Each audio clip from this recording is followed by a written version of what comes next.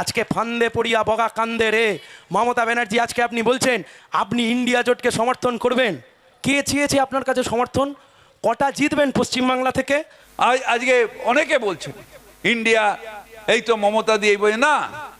আমি পরিষ্কার করে বলতে চাই, আমরা সিপিএম এর সাথে থাকতে পারি না। তার কারণ কংগ্রেস হয়তো অধীরের কংগ্রেস ভুলতে পারে, কিন্তু আমরা ভুলতে পারি না যে আমাদের যে বন্ধুরা মরে গেছে। আমরা যখন কংগ্রেস করতাম, তারপরে তৃণমূল কংগ্রেস করতাম, 52,000 শহীদ হয়েছে সিপিএম এর হাতে। 21শে জুলাই আমার ডান দিক বাঁদিকে দুজন মারা গেছে, তখন আমরা তৃণমূল করতাম না, যুব কংগ্রেস করতাম। হাতটা কেটে দিয়েছিল যখন কান্দুয়ায়, শুধু পাঞ্জায় ভোট দেওয়ার জন্য হাত কেটে দেওয়া হয়েছিল। সাইবাড়িতে কংগ্রেস করতে বলে দুটো তিন ভাইকে কেটে দিয়ে তার রক্ত দিয়ে, তার ভাত দিয়ে জোর করে রক্ত মাখা ভাত মাকে খাইয়ে দেওয়া হয়েছিল। সেই সিপিএম এর সাথে আমরা হাত মেলাতে পারি না। আমাদের জন্ম লগ্ন থেকে তৃণমূল কংগ্রেস করতে হয়েছে এই কারণে, তার কারণ আমরা সিপিএম বিরোধিতায় বিশ্বাস করতাম। তখনকার যারা পশ্চিমবঙ্গের কংগ্রেস, তারা সিপিএম এর সাথে অ্যাডজাস্ট করতো, আমরা তাই তাদের বলতাম বি টিম, এখন তারা এ টিম হয়ে গেছে। এটা আমরা পারি না। আমরা সিট চাই বলেছিলাম যে দুটো সিট আপনারা নিয়ে নিন। সিপিএম এর জন্য সিট নিয়ে 12টা সিটের করেছেন। অধীরের সেই কংগ্রেস সিপিএম প্রীতিতে আমরা থাকতে পারি না। আমরা আমাদের শহীদদের আত্মাকে কষ্ট দিতে পারি না, তাদের সাথে বেইমানি করতে পারি না। তাই আমাদের লড়াই এখন ঠিক, যে আমাদের লড়াই দেশ বাঁচানোর লড়াই। এখানে আমরা ঠিক আছি। এখানে আমাদের 217টা সিট নিয়ে রয়েছে। মমতা ব্যানার্জিকে ছড়ানোর ক্ষমতা কারণ নেই। বিজেপি তো বাচ্চা, কারণ নেই এখানে। কিন্তু আমাদের লড়াইটা দেশ বাঁচানোর লড়াই। এই লড়াইয়ে যদি কালকে আমরা হেরে যাই, কালকে যদি আবার সংখ্যা গরিষ্ঠতা 400 নিয়ে আসে, যদিও মহুয়া বলল যে আপ কি বার 400 পার, এ বলছে কি দুসরে হাফ, তার মানে 150 বলছে। তো এই যে 150 নিয়ে আসলে তার সরকার করবে না। সেই দিন আমি জানি, আমরা বলি যে আল্লাহ কে ঘর মে দের হ্যায় পর আন্ধের নেই। সেদিন সত্যি সত্যি হয়তো ওপরওয়ালা আমাদের মুখ চেয়ে দেখবে। কিন্তু সত্যি সত্যি দেশটাকে বাঁচাতে হবে।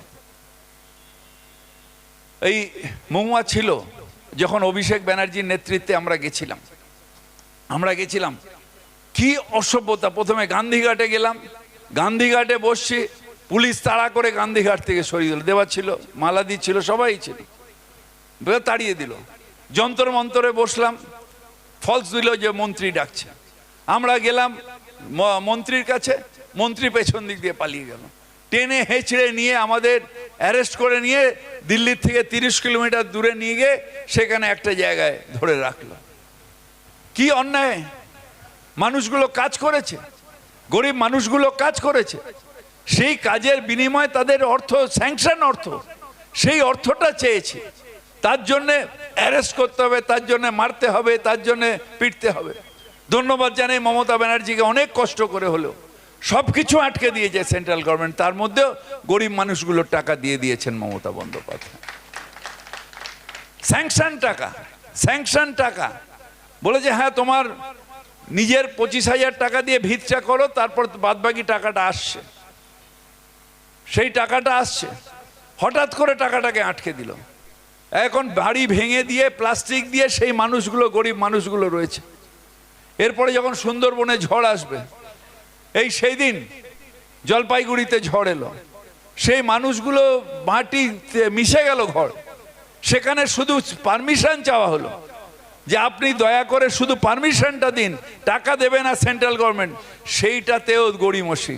মমতা বন্দ্যোপাধ্যায় বলল, আমার উপরে অ্যাকশন নিলে নাও, আমি এই টাকা দিয়ে দিলাম, ঘরগুলো তৈরি হচ্ছে, বর্ষার আগে ঘরগুলো তৈরি হয়ে যাবে। এই অন্যায়গুলো বাংলার প্রতি প্রত্যেকটা মুহূর্তে হচ্ছে। এখানে এসে বিজেপি নেতারা বলছে জল জীবন মিশন। আরে জল জীবন মিশন কত? স্টেট 50% দেয়, সেন্ট্রাল 50% দেয়।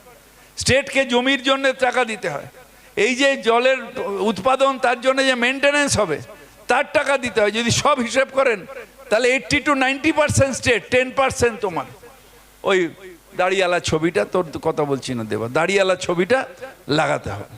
কি সব ব্যাপারে লাগাতে, কোভিডের এখন তো ধরা পড়ছে যে ওখান দিয়ে মালঝাল নেওয়া হয়েছিল, এক ওই ভ্যাকসিন দিচ্ছে তার মধ্যে দাঁড়িয়ালা ছয়। তুমি যদি ভ্যাকসিনের ছবি রাখো তাহলে যতগুলো ডেথ সার্টিফিকেট প্রে কোভিডে বেরিয়েছে তার তার তার কেন রাখবে না? তোমার ডেথ সার্টিফিকেটের মধ্যে মোদির ছবি কেন থাকবে না? তাও তো ডবল ইঞ্জিন সরকারে পোড়ানোর মতন। আমি দেবা জানে, আমার সাথে কর্পোরেশনে ছিল, এ বৈশা কোথায় গেল, বৈশা জানে, আমরা জানি যে কি কষ্ট করে সেই সময় আমরা সত্রাও করেছি, মানে পোড়ানোর ব্যবস্থা করেছি। 700 ডেড বডি একদিনে জমে গেছিল চেতলায়, এই কলকাতায়। কি কষ্ট করে করেছি। সেখানে যোগীর রাজ্যে কি করলো, ভাসিয়ে দিল গঙ্গায়। আমরা মালদার থেকে সেই বডিগুলোকে তুলে এখানে আমরা সৎকার করলাম, এইখানে মালদায় সৎকার করলাম। এই অবস্থা চলছে সারা দেশে, শুধু পাবলিসিটি, ভেতরে কিচ্ছু নেই।